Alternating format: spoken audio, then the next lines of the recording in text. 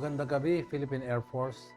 Narito ang lagay at taya ng panahon ngayong gabi at sa mga susunod na araw.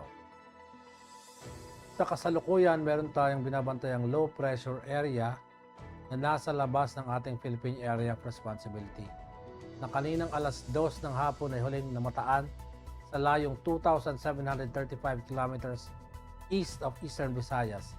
At ang nasabing LPA sa kasalukuyan ay mayroong katamtamang tsansa na mabuo bilang isang bagyo sa loob ng 24 oras.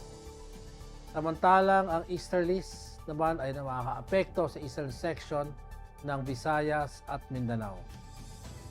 Para naman sa ating general area forecast, ang Metro Manila at ibang nalalabing bahagi ng Luzon, maging ang Visayas at buong Mindanao ay makakaranas ng bahagya ng maulap na kalangitan na may pulupulong pag-ulan, pagkidlat at pagkulog, dulot ng easterlies at mga localized thunderstorms. Para sa magiging taya ng panahon, mula Biyernes hanggang Linggo, aasahan ang bahagyang hanggang sa maulap na kalangitan na may pulupulong pag-ulan, pagkidlat at pagkulog sa Metro Manila, Cavite at Lipa, Angeles, Puerto Princesa at Calayan Islands. Asahan naman sa Biyernes at Sabado ang bahagya hanggang sa maulap na kalangitan na may pulupulong pag-ulan, pagkidlat at pagkulog.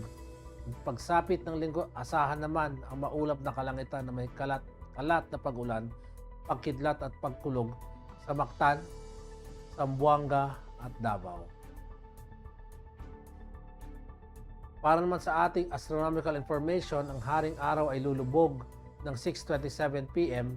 at sisikat naman bukas na ganap na 5:28 ng umaga. At para sa moon illumination, meron tayong 8% increasing. At yan ang ating latest weather update ngayong gabi. Para maging updated sa ating ulat panahon, huwag kalimutan mag-like, share at subscribe sa Air Force Weather Center social media accounts. Ako si Colonel Alvin Jan Cugador, Philippine Air Force, ang weather broadcaster. Maraming salamat po.